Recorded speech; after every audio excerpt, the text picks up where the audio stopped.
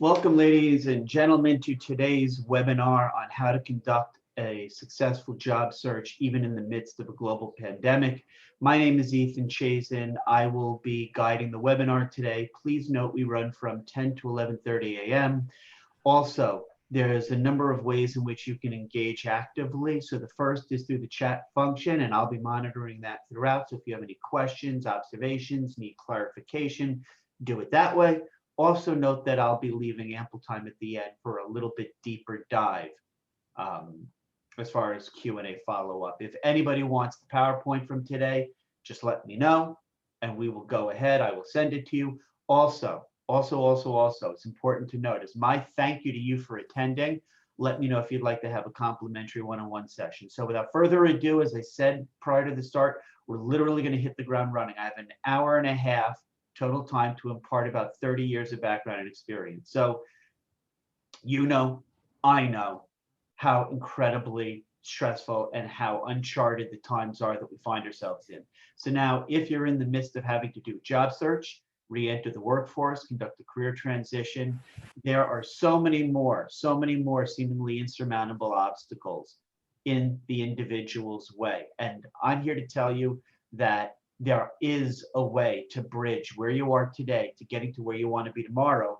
But to cross the divide, it means that you're going to have to fundamentally rethink and reapproach what historically was an acceptable set of job search strategies. So different times require different approaches, and we certainly are in uncharted waters. So one of the first concepts that I want to share with you is this notion of finding the sweet spot of what amounts to an ideal opportunity, an ideal job for you. And what does it look like? Well, it's at the intersection of the things that you're incredibly competent at, right? What we call your strengths, and also the things that you love to do, your passions. So if you think that through, if you think about what the intersection of finding an opportunity that is not only in line with what you're competent at, but also fulfills your passion, your motivation, what makes you feel fulfilled, that is what we refer to as your dream job. Now, what that means is this: there can be things that you're passionate about, that you absolutely have a love for and interest in, but you have no competence in. That's not where we want to be. Commensurate with that, if there are skills that you possess, whatever they are, but you derive no enjoyment from that background, that experience, that's a surefire recipe to feeling trapped and stuck and feeling like you're in a dead end. So again, just to reiterate, the intersection of what you're really competent at and what you love to do, that's your dream job. And that should be your laser focus. That should be right in the middle of your scope, of your telescope. So having said that, understand that what you want to build out is a powerful encapsulation, a powerful reflection of what it is that you stand for. Some people think about it as their reputation. That's good. That's a good starting point. But when you think about the love match that is you with your ideal organization that you would be fulfilled in and empowered in, all of those good things, you start with an articulation of what your brand is. And ladies and gentlemen, I'm here to tell you that in terms of pursuing your dream job, you start from your perspective of your promise that anybody who engages with you experiences you in three ways. That you are fundamentally three things: unique, invaluable, memorable. In short, your reputational brand, as you get to go out and promote it into the marketplace, your brand is a promise that you will be, and people who encounter you find you to be, remarkable. Now, I want you to think about what that word means. I want you to think about the encapsulation or your personal brand statement from the vantage point of being remarkable. Most people falsely think that your brand, if you're remarkable, is you're amazing. No. The manifestation of your brand being remarkable means remarkable.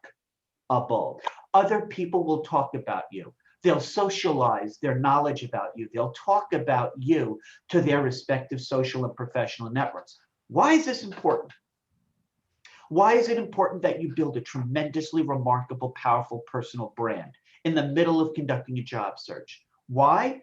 Because you want to create an army of brand ambassadors who are VIP level individuals who know you personally, professionally, who can vouch for you and go out through word of mouth marketing to talk about your brand essence. Seth Godin, famous TED Talk on the purple cow. Why does your brand matter? Because you want to stand out akin to the way a purple cow in a field of black and white cows, of countless black and white, you see the purple cow. That's you as a job seeker. That's you as somebody who in the midst of a global pandemic is going around everybody else to literally stand at the front of the line to have conversations with those people who are in a position to talk about opportunities that, again, fulfill you, being your dream job, the intersection of what you're really confident at and what you love to do. So, again, I am monitoring the chat for those folks who joined after we got going. Put your questions, your thoughts into the chat, and/or we will have ample time at 10:30 when we wrap up today to do question and answer.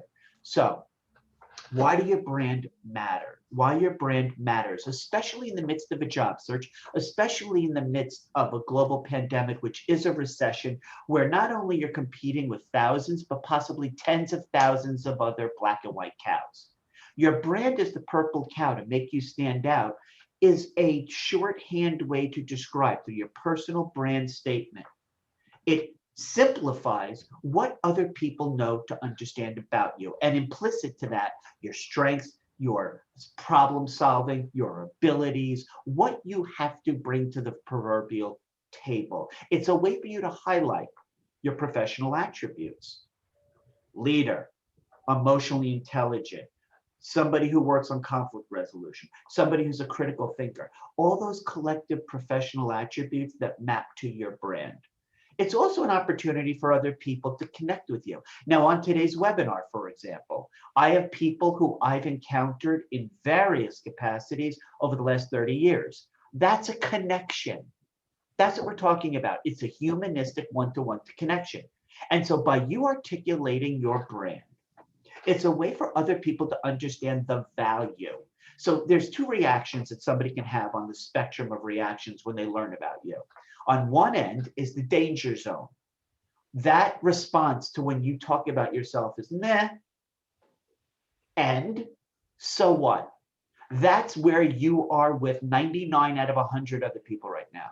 But no, because you're on this webinar, you're going to be that one or relatively few other people on the opposite end of that reaction to your brand spectrum.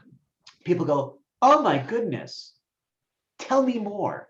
And just to let you know, for those of you who I've worked with already, your personal brand is an answer to when somebody first meets you or is getting to know you and they say, so Lauren, or so Kim, or so Manoj, tell me about yourself.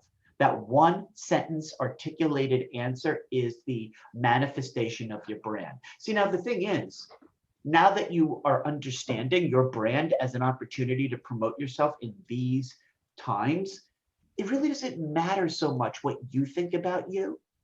It matters how other people perceive you. So here's how you can do a quality control to confirm that people who know you well are in sync with what you want to be perceived in terms of your brand. I'm going to give you the exercise and you go off and do it offline. And during the complimentary coaching session you get with me for attending today, we can walk through this. But here's how you do this. Write down a list. 5, 6, 7 one-word adjectives that you want others to think of when they make a mental connection between you and what you stand for. So whatever those one-word brand adjectives are, these are what you want others to think. Now, here's where things get tricky very quickly.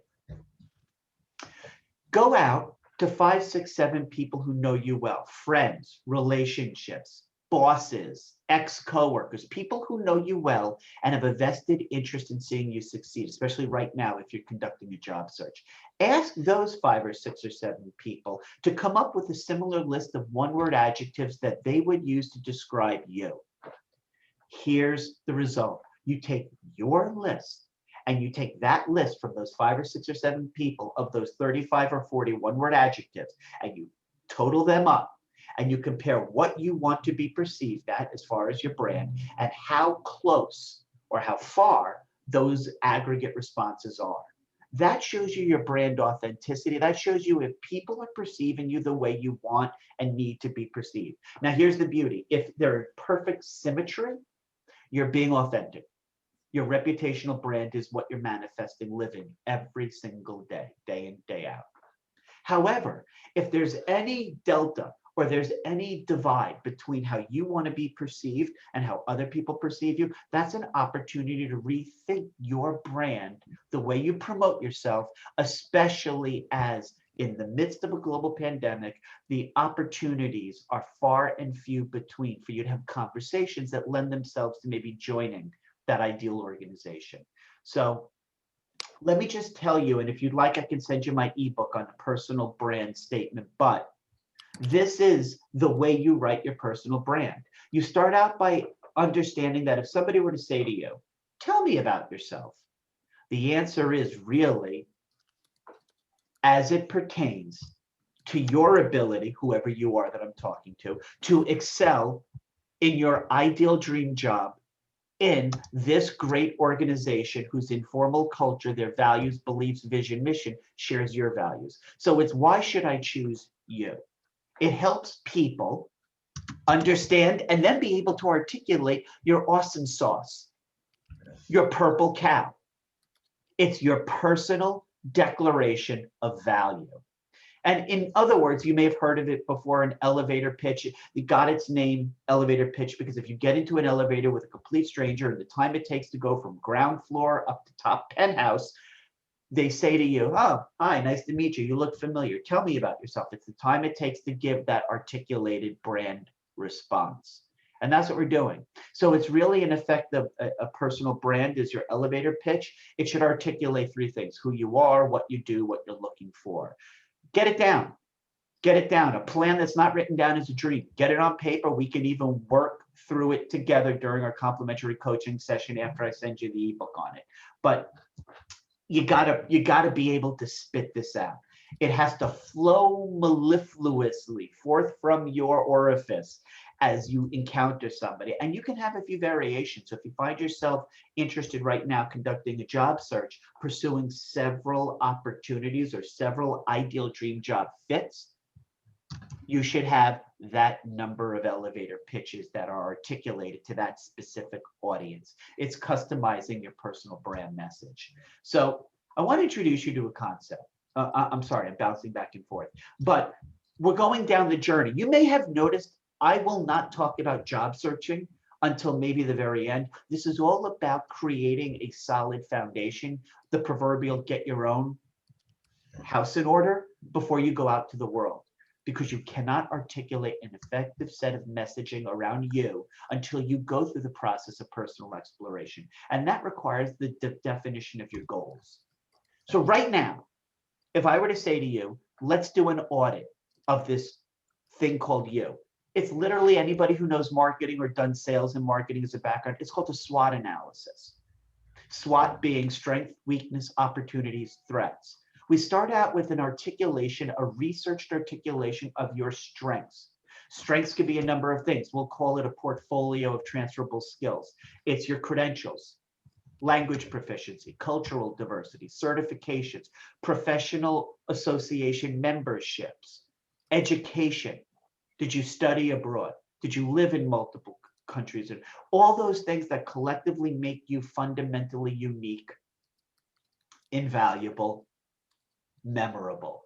So these are things that you want to articulate. And by the way, I have a job search marketing plan that is a cheat sheet for you to document some of this. So let me know after today when I share my email and cell phone contact details. Let me know if you'd like to get that material. The job search action plan helps you define your blueprint for success in preparing to go out and communicate what you're looking for.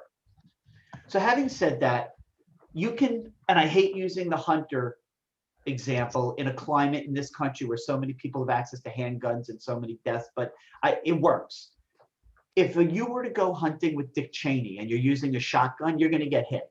So you don't want a shotgun approach to just sending jobs, responding to job postings anywhere and everywhere. And if I were to ask you, what would be an ideal organization that you would really excel at in your dream job? The answer is not anything right now, even if that's what you're looking for. And that's okay.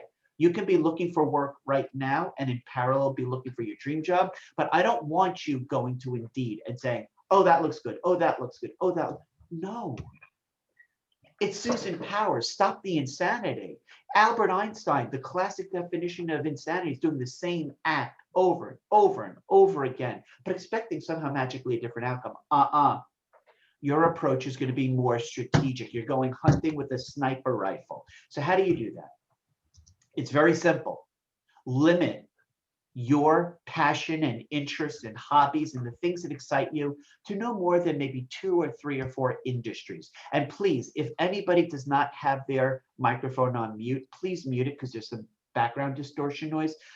There are 2, 3, or 4 industries. I don't care what they are: sports, medicine, healthcare, banking. Find 2, 3, 4 industries that you're really interested in. Then within each of those industries, find 5 or 6 or 7 organizations that you believe reflect in total the kind of background you're looking for in terms of the informal culture. So what do we know? We know that Wells Fargo feels a lot different than Patagonia, which feels a lot different than Facebook or Uber or Bank of America or Chobani or Kind. You get the idea.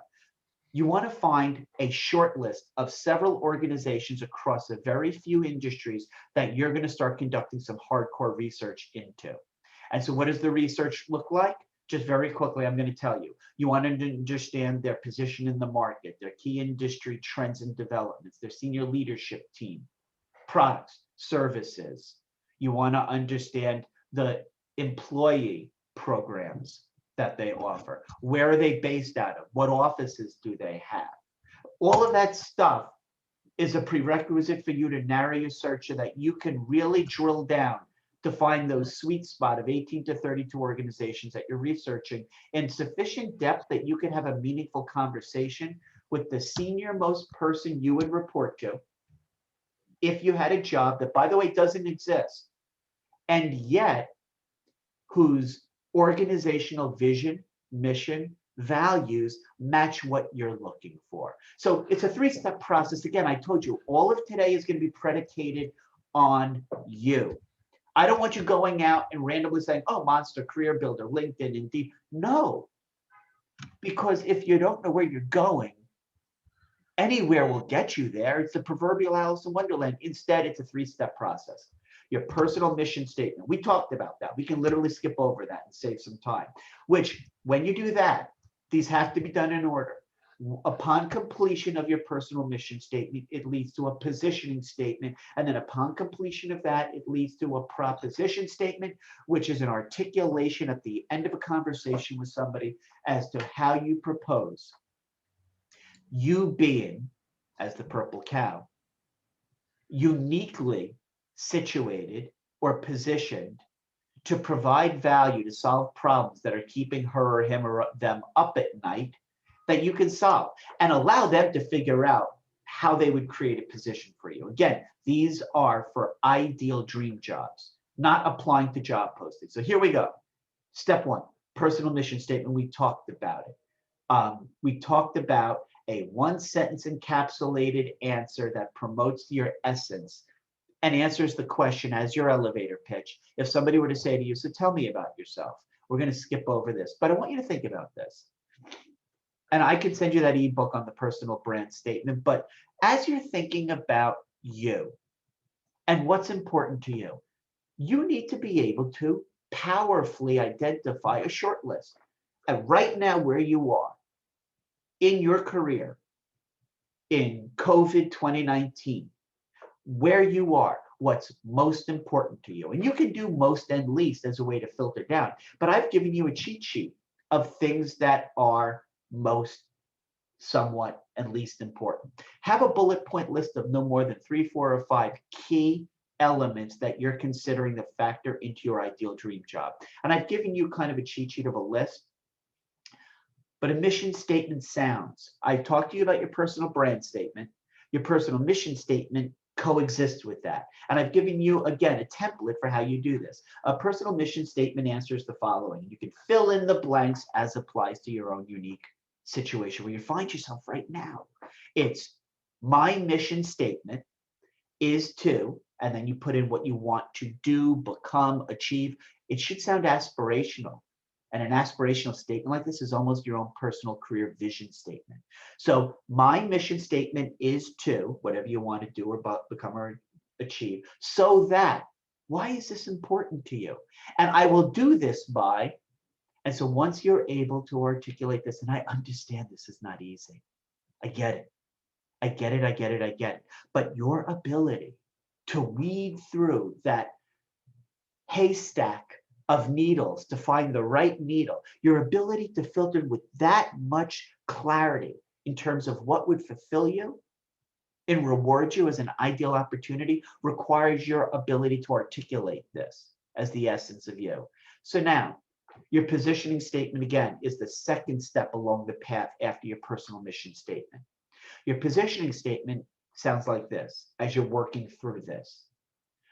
Based on my background, and all of those things we talked about that encompass your brand, because of my background, this is how I'm uniquely positioned to help your organization. And it's the ability to develop, what you're doing is a sales script. You're developing a regurgitation, a presentation of some of the things that are features, language proficiency, software skills development, those features, accreditations. But again, features are meaningful, but the benefit is not inside you. The benefit is the benefit to that organization that's lucky enough to have you. And you're going to do this through each of those 18 to 32 organizations that you're really conducting some deep dive, in-depth analysis into. So what are the things you do really, really well? What's your expertise? The different things that you excel at. You want to basically be able to, and this should be reflected on your resume, by the way. What I want to see from you, and I want you to be able to articulate as well. If somebody were to say, tell me something or tell me several things that you're most proud of that you've achieved success in, that is the articulation of a few success stories. So these are the composite aggregate things that you, uniquely qualified as that purple cow, can offer one of those ideal organizations. So the positioning statement sounds a little bit like this. It's to put this concept into practice as you're getting ready to go through the steps that help you go out and start talking to people about ideal opportunities, right? It's, I'm a qualified accountant looking for a role as a finance director in a high growth, small to medium sized enterprise. It's got to be specific. Remember, you're going looking with laser focus as opposed to just shotgun approach to everything. And then the positioning statement is one part your skills and expertise. My experience does include accounting, general office management duties, and you can say 1 or 2 industries over the last 7 years. IT management at 3 post startups, at 6 hedge funds throughout 21 years. It's specific, measurable, definable. So now we get to step 3. Your personal mission statement, done. Checklist. Your positioning statement, done. Off the list. Now we go to the proposition statement, which results or comes out of those first 2 statements. Your proposition is based on my mission, where you're looking to go at this point in your career, what ideal opportunity would fulfill all your intrinsic motivation requirements. And because I'm in a position to help your organization, one of those 18 to 32, because of my collective background, experience, skills, I propose that your proposition is the outcome of your research into that organization, where you've identified no more than 2 or 3 core organizational challenges that they face right now that is perfectly in alignment with your ability to solve their problems that keep them up at night. Personal mission statement, step one. Position statement, step two. Proposition statement, step three. What I would like to see now, let's just get this out of the way. I'm completely cognizant that quite a few of you on today's webinar do not plan to work for the next 40 years. But for however long you do work, you can have a 5-year plan, 10. I'm talking to somebody who has that time frame. Just so that you can see how organically over time, having a written down plan will guide you. I understand that most people think having a plan in today's uncertain times might be problematic. You know, it's one of those statements, man or woman plans and God laughs. But no, a plan that your plan, your career plan that's not written down, any plan that's not written down is a dream. So here's how we do this. You start out by saying, right now, let's say the year is 20, no, not 2010. Let's say it's 2020. You could even say the date, today's date, and where you are right now in terms of age. A summary statement of 2 to 3 sentences of where you are now. So if you're not employed or underemployed, you just state exactly where you are in your job search. I transitioned out of Marriott Corporation when they downsized since August 17th. I'm currently in the process of what are you doing? What are you working on? Where do you live? It's a snapshot of you right now. Next up, 5 years from now. So this would say 2025, 5 years out. Same concept.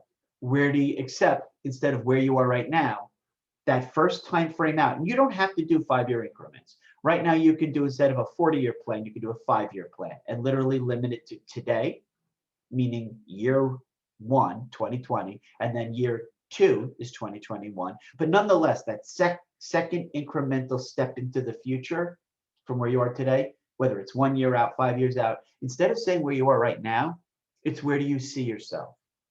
It's what we call in the trade, and world-class professional athletes do this, it's visualization. It's visualization. And it's one part visualization to see yourself at some point and however far into the future you want to go. And it's also an articulation of goal setting around your career. Now, understood that you may be doing several things in parallel, meaning you may be doing a job search right now that is, I don't care what I'm looking for just because of financial considerations, or I have a lengthy gap chronologically in my resume. I want to be gainfully employed soon. So you can be looking for that next job and at the same time be looking for that ideal job, that dream job, which again, for those who joined late, and we covered this early on, is the intersection, your dream job, of what you're passionate about and what you're also technically competent, proficient in. I am looking at somebody who just posted a question. So where do these 3 statements go? Nowhere on your resume. They're, as you're thinking through and working on your job search, these are statements that you can put in some kind of a document. I told everybody earlier on, if you want my 2-page job search marketing plan template, they can go in there. You can have a separate document called your job search action plan. It's some other document, which is basically your binder of work, your work binder. From all of that work, begat, or comes out of that, your resume, your cover letter, and other job search marketing promotional materials, your LinkedIn profile, your YouTube channel, your social media. That goes in a separate document. So I hope I've captured that. Job search, career transition, re-enter the workforce, whatever those are called, whatever stage you're in, is going to require a different set of skills. And you may have noticed that all I'm talking about today is branding yourself, marketing yourself. Why? Why am I doing that? Because it's critically important to understand that this is a job search, a numbers game. Deep down, it's a number game. And the odds are stacked against you. So you want to think about, from a positioning perspective, how do you promote yourself in a way that's fundamentally, again, here comes the three-pronged approach: unique and valuable, memorable. If we were talking about you as a product or service, there are two distinctions, and one is not good and one is critically important. One is POP or POP.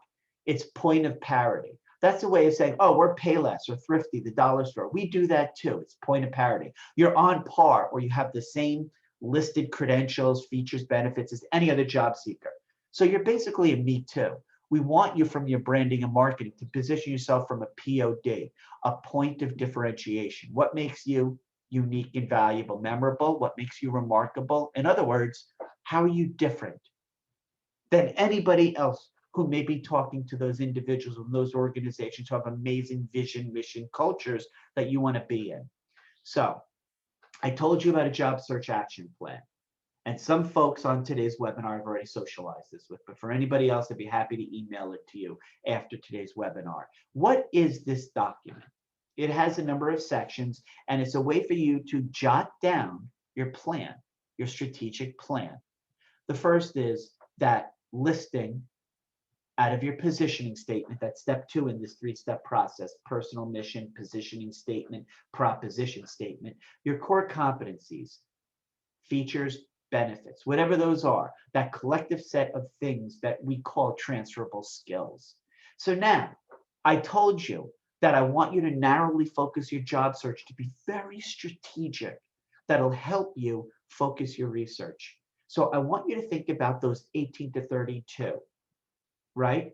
But before you get there, I want you to think about that dream job and what you would be doing. So think about functional aspects in any organization. They may be market research, they may be advertising, they may be sales, customer care, finance, operations, HR. Those are what we call functional silos, different pieces of department. So list those different departments that you may, in that dream job, be working in. And then for each of those respective functional areas, HR, finance, what are the permutations or the different combinations of job search titles, those 1 or 2 words that describe what you would be doing? So you've got that. You've got your core competencies, your positioning statement, feature, benefits as a list. And by the way, this goes underneath your resume at the very top of your resume, where you have your value proposition / personal brand. You put your 1 sentence there. And then at the end of that, you say core competencies include, and then you list the bullet points. Again, we're treating your resume, if it's sitting there in a database, an applicant tracking system, you want it to be found most readily by somebody who's searching on any permutation of your positioning statement credentials. So underneath your core competencies in your action plan, you're identifying your ideal job titles, what you would be doing day in, day out if you had to define it with a title. So now you're saying your key responsibilities. This comes out of what you love to do and you're really strong at. If you had to articulate, if I were to say to you, and we'll get to this, what are those 18 to 32 organizations? And I were to say to you, what do you envision yourself doing? What would you call that job title? Now, what are the roles and responsibilities that you're looking for in that dream job? Then the other piece of what you're looking for, your search algorithms, your search parameters, is my ideal company characteristics and locations. In other words, you're saying, what are the brand attributes or qualities, characteristics of a place that I would love to be in? This depends, there's no right or wrong answer, ladies and gentlemen. It's solely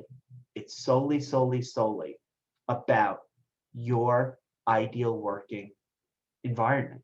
We call that the informal culture. And that's why you're doing research into those 18 to 32 organizations. So, key organization attributes.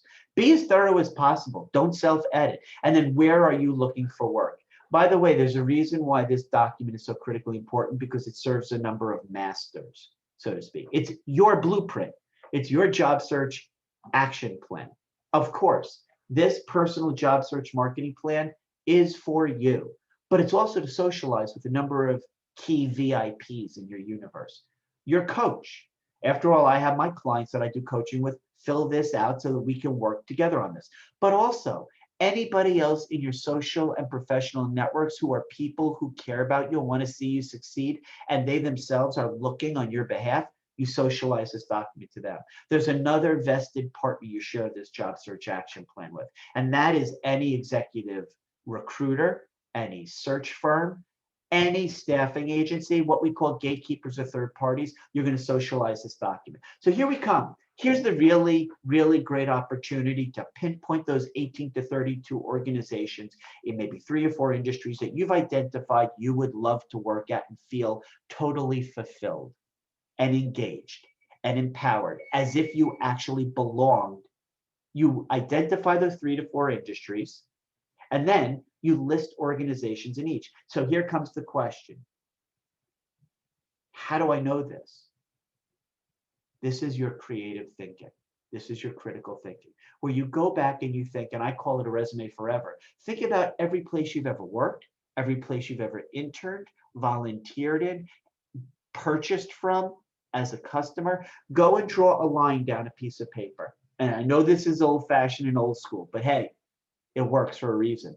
On the top of the left-hand side, you're going to put a big old plus sign. So you're going to draw a line down a piece of blank paper. On the top, you're going to put a plus. This isn't rocket science, so you understand. On the other side is a minus. On the plus side of the experience forever ledger are all the things that you know you love about places you've worked out. The work itself, the people you worked with, the manager you reported to, the opportunities to travel, whatever they are, pluses on the plus side of your resume forever ledger. On the right-hand side, as I said, with the plus, well, pros comes the cons. The minus side are things you know for a fact that you do not want.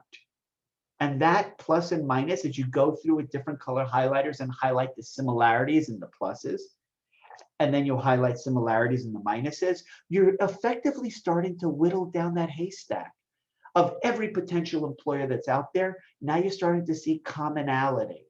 And those are the things that you would, as you draw that resume forever, that pro and con list, you populate the pros that are similar to each other, you put them in buckets, into those key company or key organization attributes. And you can literally say what I'm looking for, what I'm looking to avoid.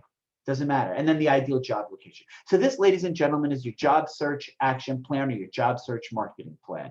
I know I spent a lot of time with it, but it's really important. So I want to talk about your branding, and I want to talk about the interactions you have with people. There is, again, getting back to this notion before, a pervasive belief and pattern of behavior that all job seekers share. And it's not contained to any specific individual. Nearly all human beings operate under this way. And I call it the hamster in the wheel. They equate job search, busy work, to successful, productive work. Nothing, ladies and gentlemen, could be farther from the truth. So I want you to think about, as you go out there and you're having interactions with people, desperate people come across as desperate. Desperate people position themselves in relationships that to do harm. Desperate people place unreasonable demands. Desperate people have expectations. Desperate people just come across in a manner in which you don't want to be perceived. Because people are going to help you in your job search. People are going to talk to you about opportunities. People are going to give you information. It's called an informational interview, based on their willingness and desire to help. And so you want to come across as a competent, confident professional. And one way to do that is articulate your brand in terms of the value that you bring. Remember, I talked about that strategy: personal mission statement, positioning statement, proposition statement. You're really those 3-step process of promoting yourself. So understand what sets you apart. One way is, do you engage on LinkedIn? If it were a country, LinkedIn would be the 3rd largest country behind India and China. So how active or inactive are you on LinkedIn? I tell all of my clients, if I work with 100 people, and I've worked with thousands, but if I work with randomly 100 people on a job search, I would say 95+% are not engaging as proactively. Please, ladies and gentlemen, mute your microphone because there's some background noise. Most people do not engage. And by engaging, I mean have meaningful, authentic interactions, but then socialize the essence of you to promote your brand. When was the last time you wrote an article on LinkedIn? When was the last time you commented in a LinkedIn group discussion thread? Tell me about yourself means show me how you're a set of solutions to the problems that my organization is facing. References. If you've worked for somebody, if you've worked with people on a full-time basis, contract basis, you've done volunteer work, get recommendations. So on LinkedIn, get a recommendation, you have to be connected to somebody first. So invite them to connect, and by inviting to connect, personalize the message, and then not immediately ask for the recommendation because that makes you transparently thoughtless and selfish. But over time, as you cultivate or re-engage people who your relationships have slipped, then it's okay to ask for recommendation. It's this, anybody on this webinar who's a marketing or sales or product professional understands nobody wants to hear you talk about yourself. They want to see other people who have told you how they've helped them, especially if it's directionally reflective of your help with them, how it'll help me and my organization. So that's what we want to do. Again, please let me take a break and mention the chat is where I'm paying attention to questions.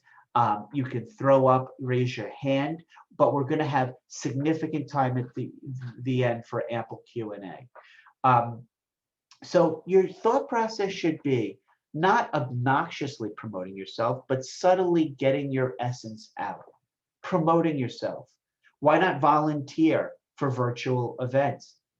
What groups do you belong to? Are you strategic in the groups that you join that are the industry associations of those 2 or 3 industries that you're looking to pursue employment in? You want to be out there because you're not going to be successful in terms of your looking. You're going to likely be successful from other people who find you, which requires you to start becoming more active in your promotion, self-promotion. But also remember, you're going to get an army, a team of VIPs who you've educated about your brand, and you've given them your job search marketing plan, and you've said, okay, go out there and be able to represent me. So it's as they go out there and identify opportunities or meet people who they think would be good for you to talk to, it's bringing it back to you. And you have to be owning the process of this. So right now, we're in a depression. You know it, and I know it. I don't give a crap what the Bureau of Labor Statistics says about the official unemployment rate. When you factor in those people who are doing multiple jobs with or without health insurance and benefits, people who are doing freelance work, contract work, people who are underemployed, meaning they're working at a level that is significantly below their aggregate composite background. When you factor that in, I'm telling you right now, that's at least 15% of the American workforce, 15%. So everybody out there who is employed, first of all, most people are miserable in their jobs, but they're certainly willing and receptive. They will be, most people, to have a conversation with you. That conversation is not you saying, can you give me a job? I just need anything. No, that's the shotgun approach. An informational interview is not really an interview.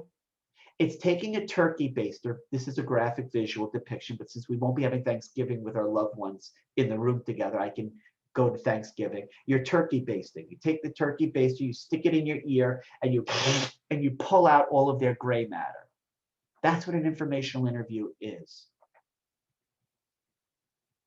Okay, so somebody said getting published is not that simple. I don't know.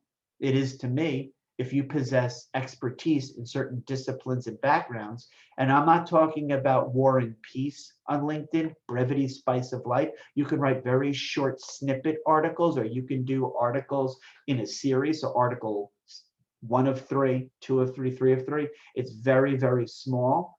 But sure, if you're an expert in digital media, or you're an expert in coding, if you're an expert in import-export, whatever you are an expert in, absolutely, you can start posting, did you know, informative. It's not selling yourself saying, I'm looking for work. Here's my portfolio, a link to my online portfolio. You're not selling yourself. You're adding scholarly knowledge for the benefit of others. So sure, getting published can be easy if you're writing about things that you're really good at, wait for it, and you're really, really passionate about. That's where the basically your intellectual capital writes itself. Copyrights, patents, trademarks, or intellectual property. What's your intellectual property? It's your background, experience, passions. It's your positioning statement stuff. But anyway, informational interviews are just that. They're not interviews. You're not asking for a job. An informational interview is a fact-finding session. So, sorry, I went too far. An informational interview is an ideal opportunity to talk to certain individuals who are strategically of benefit to you. Here is who you want to find out where they are and reach out to them. Meaning, they could have a job that's comparable to what you've done most recently and or are looking for in an industry you want to pursue. They could have a job like you've done recently and or are looking for in one of those 18 to 32 organizations that are in your wheelhouse, in your sweet spot of ideal employers for you. They could work in one of those organizations, but have a job different than you, but you really want to get to know something different than if they had a job you were currently doing. You want to know what it's like to work there. So let's say that person transitioned from your industry, let's say hospitality, and they moved over to property management in real estate. An informational interview with them is, how did you make the transition from an industry that I'm in and looking to explore other opportunities? How did you transition successfully into this other industry? It's basically asking them for advice, counsel, best practice. How do you find them? Get active, research. Do research on LinkedIn. LinkedIn has phenomenal search algorithm capability, and it's a universe of 600, nearly 40 million discrete active accounts. So get active, get out there, start researching. Find people who can help you. You literally create an Excel spreadsheet. I have one. Don't create it from scratch. Let me know if you want it. It's a job search contacts list. And you keep track, copious notes of everybody that you've identified: first name, last name, job title, organization, how you came into contact with them. Are you connected on LinkedIn? When was the last time you spoke? What was the outcome? Who did they refer you to? Who did they introduce you to? You want to keep track of this, but an informational interview is your foot in the door. You should have a measurable goal on a day in, day out, a weekly basis of touch points. How many informational interviews? If I were to do an audit of your job search in terms of right now, one of the things I'm going to ask you to do is to tell me up to now, for how long you've been searching, who have you spoken to? And by the way, less is more.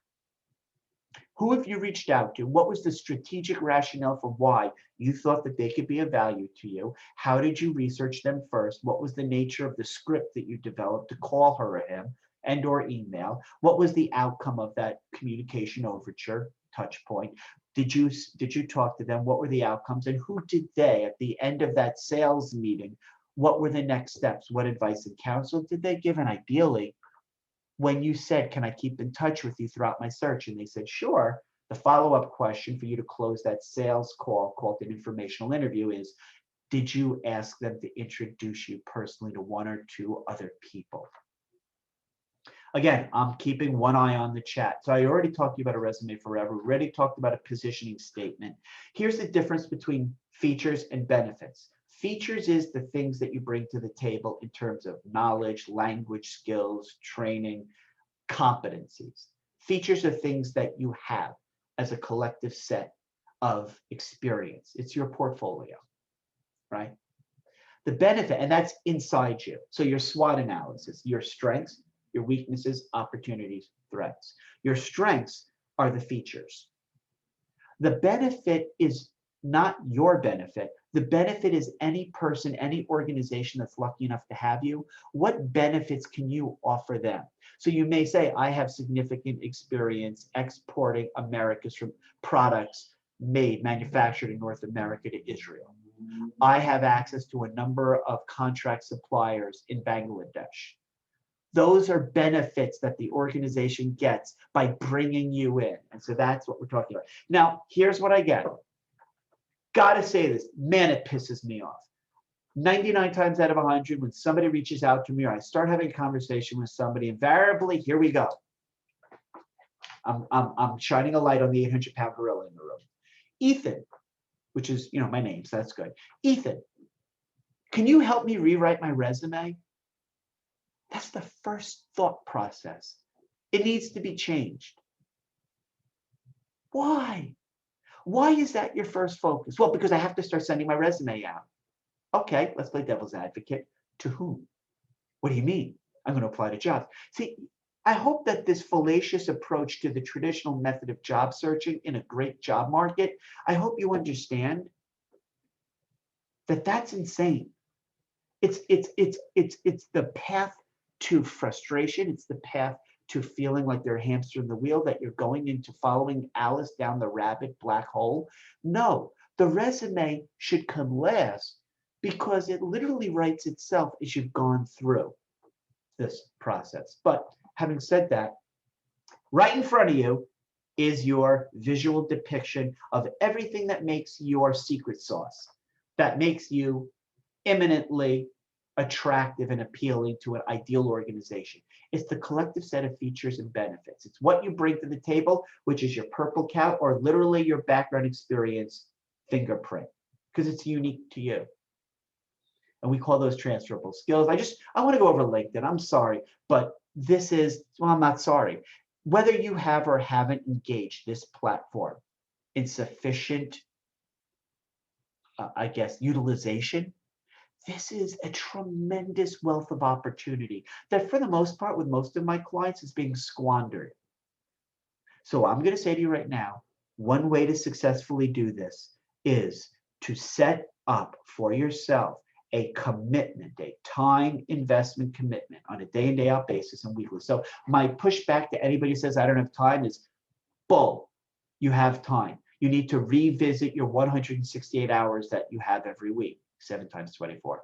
So initially, if you're not on LinkedIn, cool. Dip your toe into the shallow end. Commit to 15 to 30 minutes every day. At the end of 1 week, you've given yourself 3 to 4 hours. At the end of week 2, expand it out. You say 45 minutes a day, maybe an hour or 2 on Saturday and Sunday, so that you've now doubled the amount of time. You should be spending time constantly in this. So here's what I want to say to you.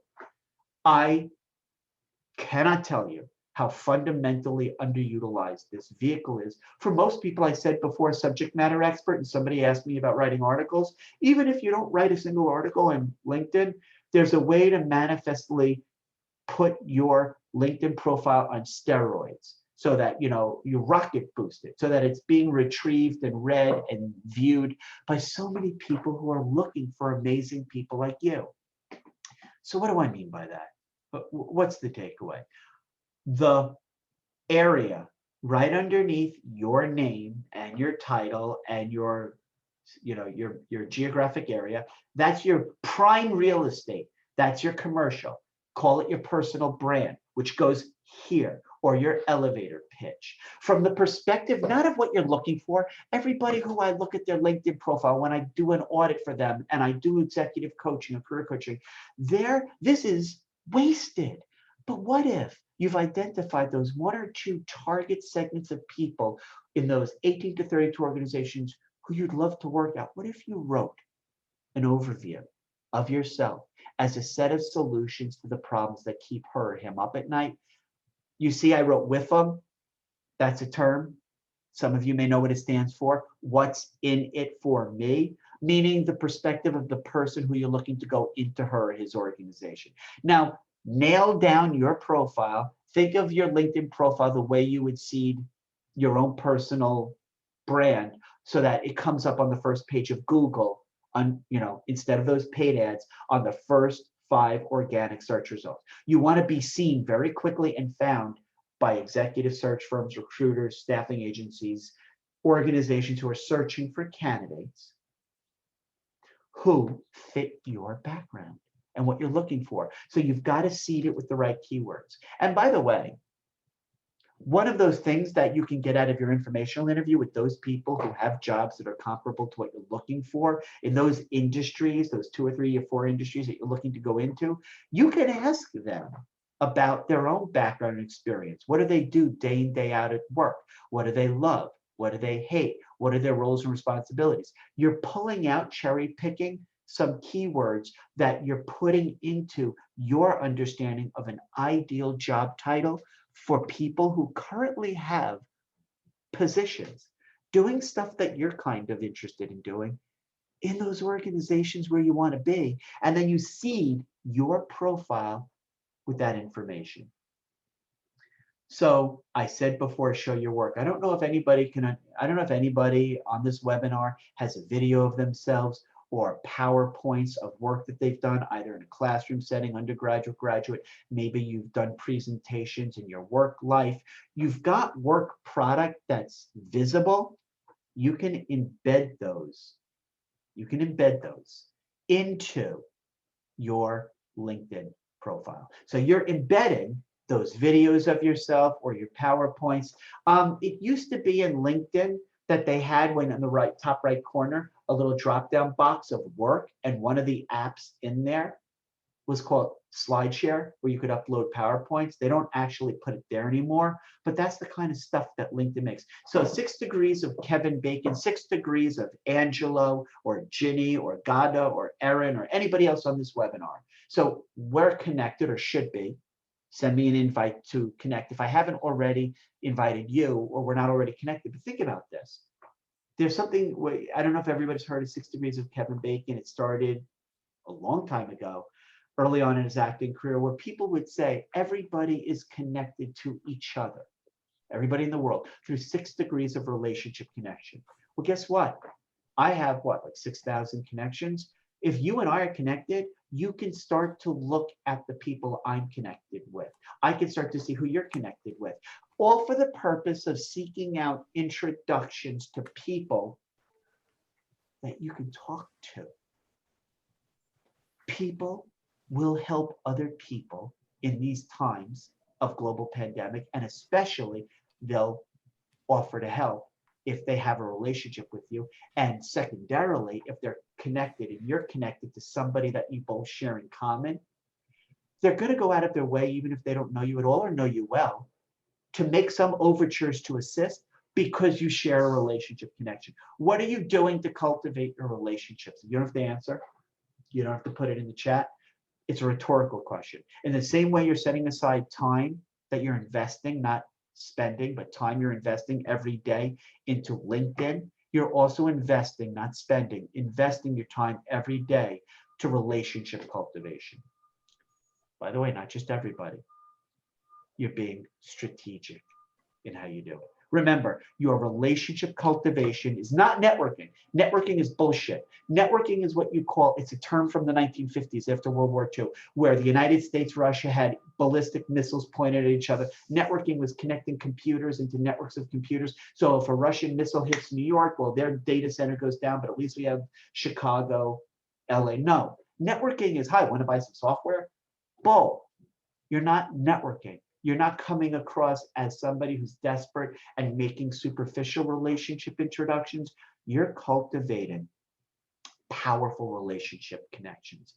And so the other thing I want to say is, in LinkedIn, you have an area where you can post projects.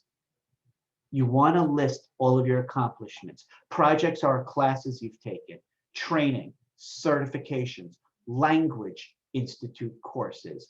You know, I've had people from different hospitality venues, whether it's Marriott or other organizations, who come from food service background. Well, they went to Culinary Institute of America, which is the Ferrari of food preparation academia. Well, why not put those CIA accreditations under your accomplishments? Remember, this isn't just about you spending time making your LinkedIn profile look good.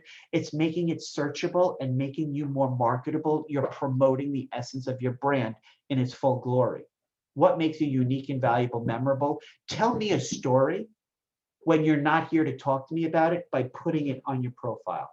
So I talked to you before about publishing articles. Just go, once we connect, go look up under my profile articles. You'll get a sense about the things that I actually talked about. What can you talk about? What are you an expert at? By the way, there's a rationale for doing this. You're going to monitor your brand. So here we are. We're fast approaching the end of October 2020. So what you're going to do starting the end of the month or the first day of November, and for every regular recurring cycle, whether it's monthly or ideally bi-weekly, every other week, go into Google, Bing, and Yahoo and search on, in quotation marks, your first name, last name. Where is your brand appearing? And you may not be in a whole lot of places if you haven't done a lot of this reputational brand building and promotional marketing, self-marketing, but organically over time, as you get the word out there about yourself, as you kind of promote out and broadcast out, you'll start to see that you're expanding the scope of your presence. There should be a direct correlation between your self-branding activities and the reflection of you being seen and spotted online. Again, I said this before, nobody cares about you talking about yourself, but really what people care about is how you've helped other people and other organizations over here that are indicative of how you can help them. If you're having an interview, by the way, there's a word for this. It's called behavioral interviewing. And what that means is in an interview or a conversation where somebody's asking you about your past work experience, a behavioral interview is tell me about a time when, meaning go back to prior employment. But specifically, what challenge did you face? Anybody who's worked with me on resume writing, you'll know where I'm going, C-A-R, car. What challenge did you face there? A specific challenge. What action or actions did you take and what result did you achieve? Oh, wow, you were faced with that challenge, you did that and that was the result. That's great because we need somebody who can do that here. You've just created a bridge from your past experience to how you're in a position to solve the problems that keep them up. This should all start making sense. And some of you may be saying, this is interesting. It's not interesting. It's vital. Remember, the point is differentiation. Your point of differentiation is what sets you apart. Your point of parity is how you're just like out of 100 job seekers, 99 others. I don't care about you. I get no emotional connection. I'm not emotionally connected to you. That whole being able to tell about things you've done in the past that would be helpful to solve problems to keep you up at night. Now I'm making an emotional connection to you as a potential person to come join our organization. So have conversations. That's what engagement means on social media. It means having a conversation. We're having, well, it's a one-directed conversation. I promise you we'll have a conversation towards the end. But this is one of many opportunities to connect virtually in a socially distant, self-quarantine world. And we're going to unfortunately be faced with that for the near foreseeable future. So how do you conduct a job search in that kind of not in the room with each other existence? Is to start engage with people this way online. Getting good with meetings. I don't care what the platform is. I don't care if it's WebEx, Zoom, whatever the platform. I don't care the technology. I care that you're engaged. I care that you are all engaged. So that's what I want. That's what I want to achieve. So it's interesting. I'm a visual person. I see all the names of the people who are the participants. I don't see anybody with their camera on. Just because I said turn your microphone on mute, I didn't say turn your mic. So this is one of those things. It's like a cheat sheet of very easily usable ways to go about engaging people online. I want you to have a presence. When I say engage, really what we're talking about through job searching in a pandemic. Hi, Amelia. What we're talking about is relationship cultivation. Manoj, my man, my brother from another Hindu mother. So that's what we're talking about. I see you laughing. So that's what we're talking about is the engagement. I'm going to skip ahead because we're getting towards the end and I want to leave sufficient time for Q&A. I want to stop in a minute. I do understand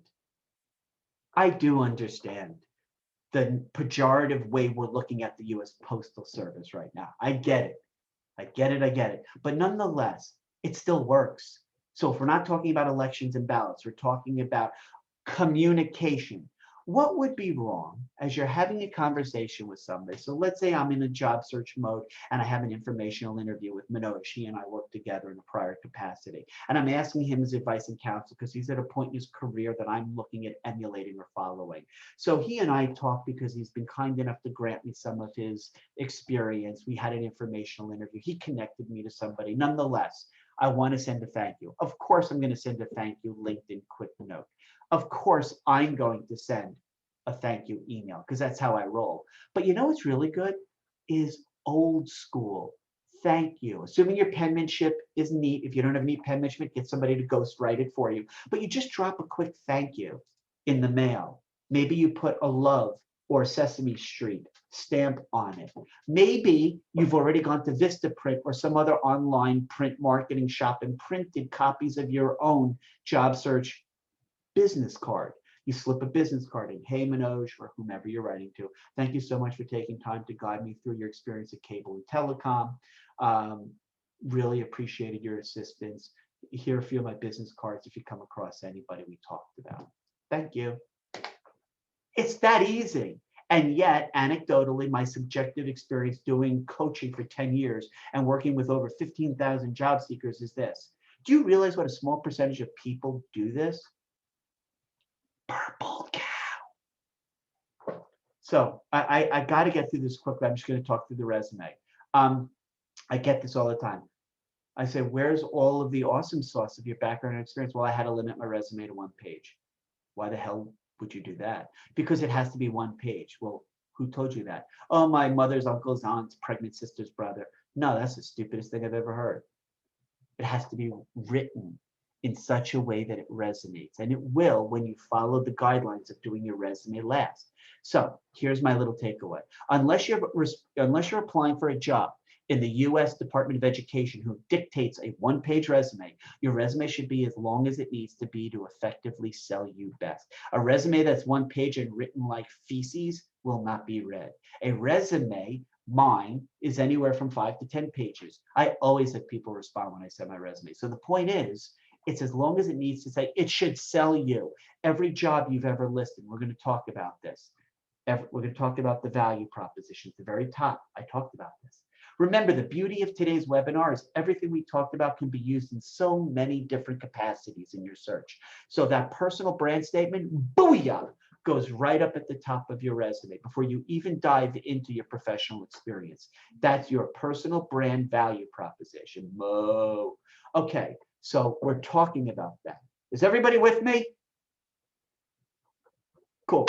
So that's where you start on your resume, your value proposition. Look at this. We want to look at the way that it's constructed and it's seeded, meaning it has specific keyword combinations that you, through your research, have identified are the most likely keyword combinations that come up in the job titles of those 3 to 4 industries in those 5, 6, or 7 organizations. But Ethan, how would I know what the jobs are, what the keywords are? Well, you're now going, once you have those 18 to 32 organizations and those job titles in that portion of your job search action plan, you're just going to all these different job search boards, Indeed, Monster, Career Builder, and you're looking for job vacancies, LinkedIn, for those 18 to 32 organizations that have job postings already like that.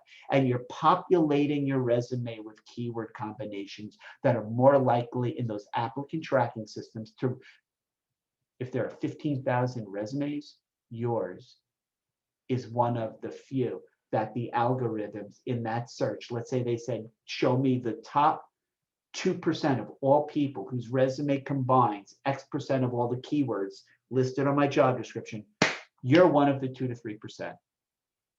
So core competencies is your positioning statement in your, remember I talked about your job search action plan. Your core competencies are those 1 or 2 keyword combinations that are your features.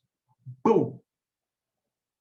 Challenge, action, result. For every job listed on your resume, the most recent one or going back 25 years, I don't care. The methodological approach is identical. For every job, you've had roles and responsibilities. Those are the bullet points. Go back and ask yourself rhetorically to look at later. Go back and ask yourself. Each bullet point, is it written from a value proposition. Are you a purple cow?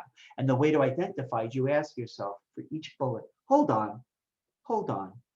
What is really the essence of what was the challenge I faced? What does this bullet say? What challenge did I face and what action did I take and what result did I achieve? Once you go through the process, and some of these jobs and some of these bullets are going to be relatively easy, some are going to be damn near impossible. But go through the process to the extent that you can of rewriting your bullet points. So challenge, action, result, then you delete the challenge from each of them. But what are you left with? You're left with a resume that has a whole professional experience section that is literally a litany of action I took, result I achieved, action I took, result I achieved. Somebody gets that resume, damn girlfriend, damn boyfriend, you are a collection of solutions to the problems that keep me up at night. I don't have a job vacancy right now for somebody, but you know what? You know what, Lena? I gotta talk to you. That's how this works. So we talked about that. Car. One of the things I also suggest is in the same way at the very top of your resume, your personal brand statement, your value proposition is a summary of you. So if all they read in those first 2 seconds of looking at your resume is your value proposition, they go, oh, wow, I see what Angelo is all about.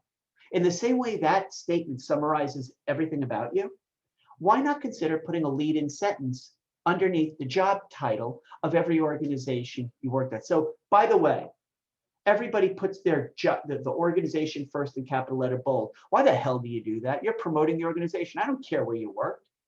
I want to know what you did.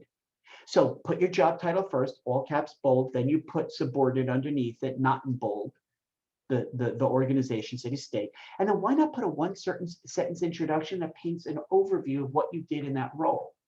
So you'll see in this particular client I worked with, put that one sentence in underneath that research archaeologist role. Something else that's helpful, and if anybody wants this as an addendum to the bottom of your current resume, I'd be happy to send this over like everything else I'm talking about today. But why not breaking down your resume if you've got gobs and gobs of experience and stuff you've done that are just besides your experience, your work history, and your education, put it here. So you have professional experience, you have education, and then you have what we call additional skills, additional, I call it credentials. And then this table is you breaking up all of that stuff that you want to emphasize that are additions to, get this, the top of your resume, your core competency, and supplemental stuff that you maybe have alluded to in each of those jobs you worked at. And you can break it out this way. But it's just a thought process. It certainly helps to organize all the other stuff you've done besides education and work. I get these mostly from millennials and Gen Zs or younger millennials and Gen Zs. I get these pretty resumes. Nobody wants it to be aesthetic because remember, more often than not, your resume is being scanned in addition to tens of thousands. It's got to have the right formatting. So I don't care how neat it is. If you've got funky formatting, borders, all that other stuff, get rid of it. And then the other thing is once you rewrite your resume or work with other people to rewrite it, when it's final up to date to where you are right now on October 29, you do file, save as, and change the format from doc, which is a Word document, to TXT, because you want to put your resume into these job postings online in TXT. TXT is just text. So you're going to a maximum format in which all of that content in your resume will be scanned appropriately by the resume scanning software. Just a thought. Again, great design is lovely. I don't care what it looks like unless there's a version that you're putting up. If you're a graphic designer, if you're in fashion, if you're in some kind of style, artistic, pursuit, then obviously the form matters. But absent of that, I wouldn't get carried away. Understand that your job search is a love match. You're going on Christian Singles or JDate, you're swiping right. It's everything that you bring to the table, your passion, your love, your skills, your interests, all your awesomeness that specifically is written to solve the problems. It's almost as if, think about during an interview when somebody asks you a question, you imagine at the end of that question is, as pertains to my ability to excel in this role. It's what's in it for them in terms of bringing you in. Okay, so we have 15 minutes before we wrap up. And I do want to just say I've touched this. So it can be a comedy or a tragedy. The interview that you have, whether virtual, in person, it's an act. It's a performance in 3 acts. There's the pre-interview, the interview, the post-interview. There, I tip my hand into what we're going to talk about. The pre-interview is the preparation. So you should know as much as you can about her or him, them, the individual or individuals you're going to speak to, their challenges, background, everything about them, their organization, their competitors, products, services, trends in the industry. A lot of work. But this is how you're going to distinguish yourself. You're going to be prepared to achieve success. You're going to rehearse, rehearse, rehearse. By the way, if this is happening virtually, you need to understand how to dress. You need to understand the background. You need to understand your voice intonation, your microphone. You need to understand the lighting. You need to maybe set up a practice Zoom with somebody else to do role play with you to see what it's looking like you on the recipient end. In the old days, if you were going to an office to interview, I'd say get there 15 minutes early. I'm telling you, digitally, in a virtual world, do this kind of stuff, mock role play it out. And I see people already inviting each other to connect. Awesome. So the pre-interview is understand that confirm the Zoom connection or Skype, WebEx. One way to do that is to highlight the link and put it in your browser. And by the way, I would suggest Chrome or Firefox. Internet Explorer, horrific. But put the link to that invite to interview into your browser, go there, and what you don't want to say is, if it says invalid link, there's something screwy. If it says the host has not started, then you know it's the correct link, so you want to validate that. By the way, before you interview with somebody, there's nothing wrong with sending her or him an invitation to connect. So it might sound like this. Hi, Deanna. In advance of our interview on Friday to discuss the marketing director role, I just wanted to take a moment I wanted to invite you to connect, and I'm looking forward to discussing your marketing challenges. Ethan, cell phone, email address. Okay, so talked about the research. I do want to just very quickly explain. There's 2 kinds of organizational culture. One is what's called formal. It's aspirational. It's what the organization wants to be known for. So let's say you say, hi, we're Uber. We care about treating women with respect and civility and equality. And we want to create a misogynistic-free culture. Oops. No, the culture, when it's formal, is aspirational. It's what the organization claims about itself. It's on their website. It's in their marketing collateral. It's what they write about themselves on LinkedIn, on their company page, organization page. That has no or very little relevance in reality. I want you, as you're doing your research, do the informal culture, is put on your Harry Potter invisibility cloak, cape, and go into the organization. It's almost as if you're looking at how people interact with each other. What does the office look like? How do people speak to one another? Do they share? Do they have employee programs? The best way to understand the informal culture, talk to people who work there now or work there recently. And it's not enough to go monitor what Glassdoor or Indeed, where employees have employee reviews, because we know that that's skewed data. Skewed data means it's prejudicial, meaning anybody who's predisposed to go online and talk about their former employer is going to be somebody who either hated the experience or somebody who absolutely loved it. So you're going to get 2 ends of the spectrum. So you want to meet people, even on LinkedIn, who worked in those 18 to 32. What is it like to work in that organization? So the questions you can anticipate asking, the questions you can anticipate being asked, here's the challenge. Most people stink at interview. I'm going to let you in on an unfortunate circumstance. But unfortunately, in a 1 hour or 45-minute interview, you're going to do a relatively small amount of the talking. So you have to optimize your participation in this as a 2-way dialogue. So understand, tell us about yourself, or any other question you can prepare by answering as it pertains to my ability to excel in this role. So you should be prepared. Remember, we talked about success stories, 2 or 3 key accomplishments that you feel are critically important to mention in scope of what's being asked of you in terms of the roles and responsibilities in this job. Remember those CARs, challenge, action, result, and you've put them into your resume. Here's where you repurpose that work you've done. You're using it in the interview to say, well, it's interesting. at this other company, when faced with a similar challenge that I'll be doing here, this is what I did and this is what I achieved. And therefore, that's a behavioral interview response. You and I agree that I'm likely, if I approach it the same way here, to achieve similar success.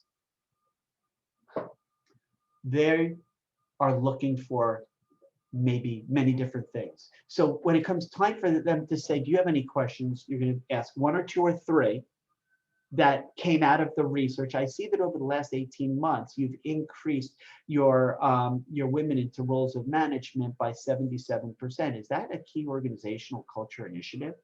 You're going to ask, I made that off the top of my head, but any question that you can show that you've done research that shows that you're a professional, you take this interview seriously and you take their time and this opportunity highly seriously. But there are other questions that are not specific to the job. So let's say you're not talking to the hiring manager or the HR idiot. Let's say you're talking to the actual person you'll report to or the senior executive, whoever she or he is. There are certain questions you can ask that make them go, damn. Those questions are as follows. When we sit down and we do my first kind of work assessment, how are you going to gauge success?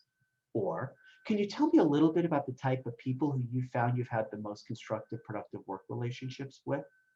You know, and now let's say I'm talking to this person, I say, there are a lot of responsibilities in this position, and it's so exciting because of that, but can you tell me, what are the 2 or 3 most critical requirements that you think are needed for success?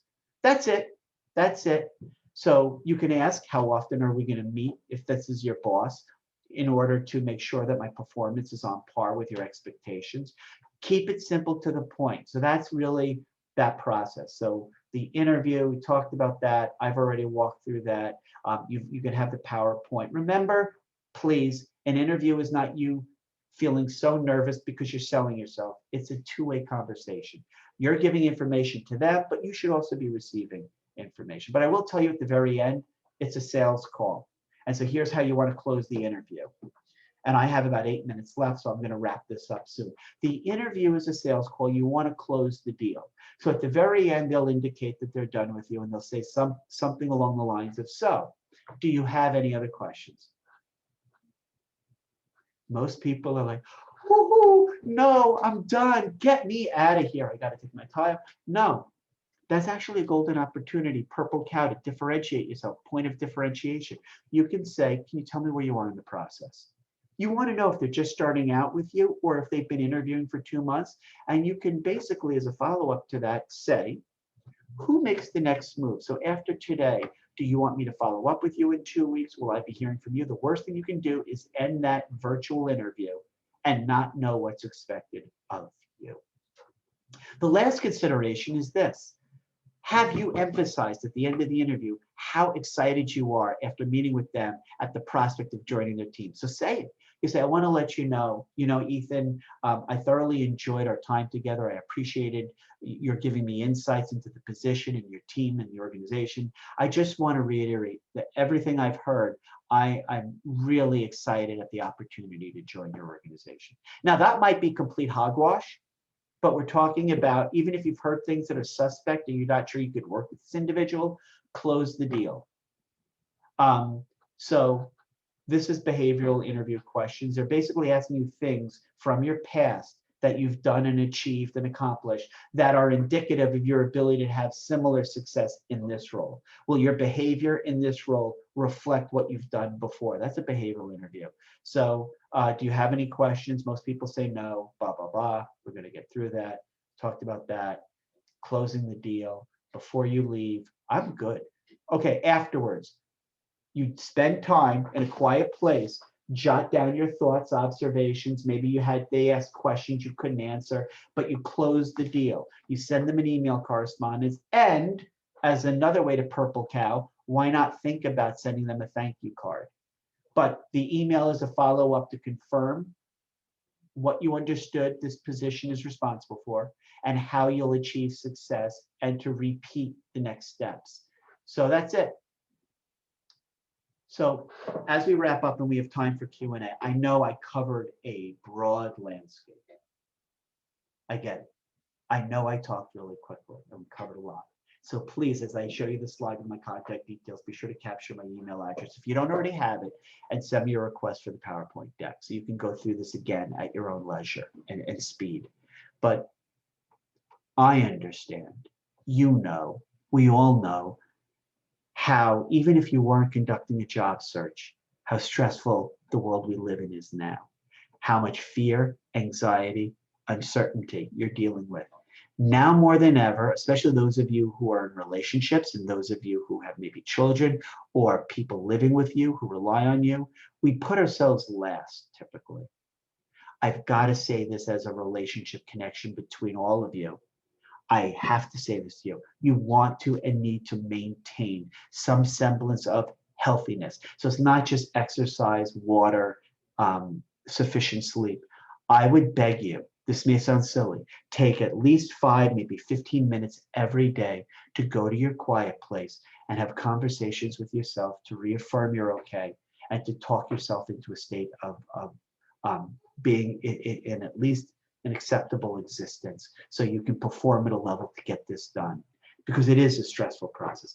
Without further ado, please, everybody, if you have any questions, let's go to Q&A.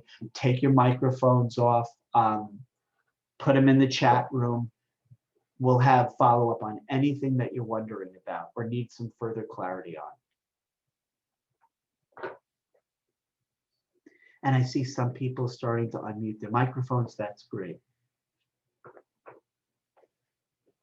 So if you don't hear back from an individual at the agreed upon time, what's your guidance on how to follow up?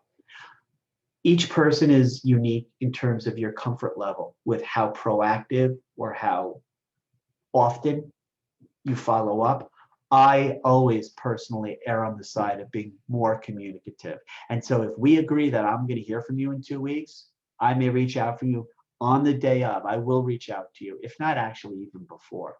Some people are a little bit hesitant. They don't want to be pushy. No, it's the squeaky wheel. If you agree to a time frame, there's nothing wrong with reaching out to them to make sure you stay on their radar screen and stay in line with what you both agreed will be the follow-up period. Any other questions? Any other thoughts, questions, concerns? I want to make sure everybody is captured. Go back, think through some of the things that we talked about.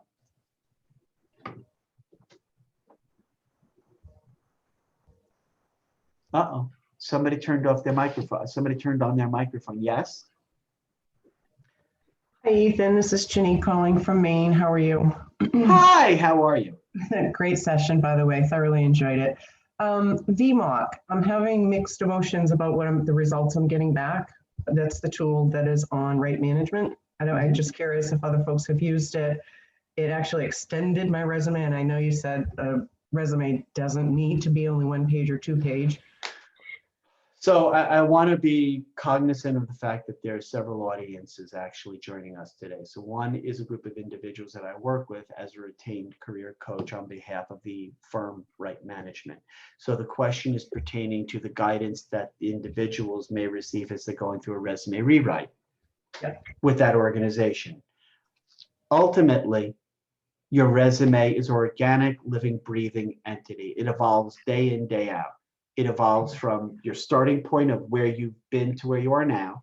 And then you have data points or people feeding in advice, counsel, suggestions that you may or may not cherry pick and then subsequently make changes on an ongoing basis.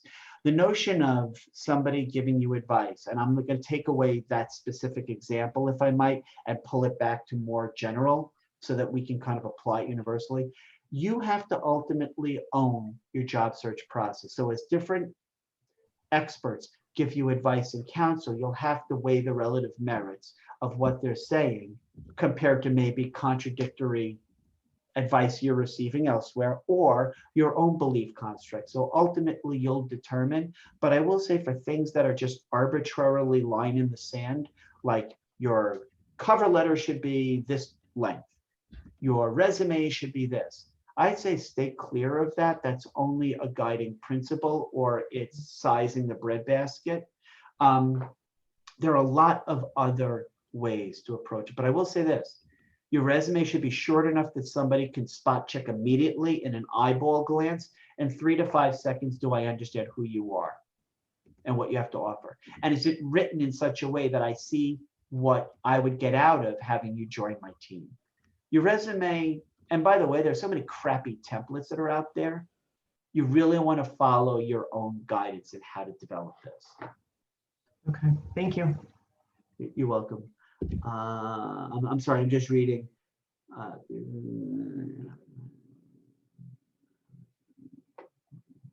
Okay, so whoever. So one of the things is the person who just talked about being a software engineer and completing a coding boot camp. That really, the chat message you sent is really to be beneficial. We should talk about that, explore that on a one-on-one, because it's a lot of good information, but I don't want to steer the conversation to that specific scenario. What else? What else are people struggling with, dealing with?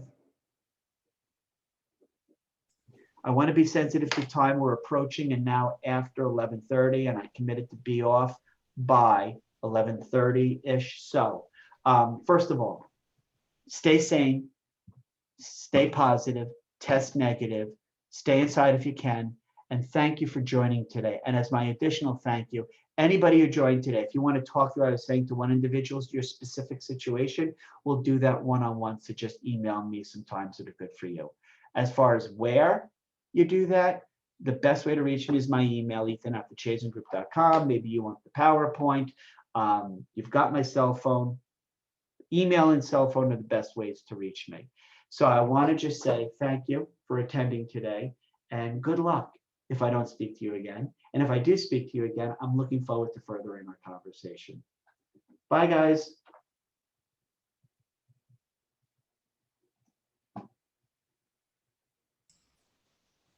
Talk to you soon. Ciao for now. Okay, later, Gator. In a while, crocodile.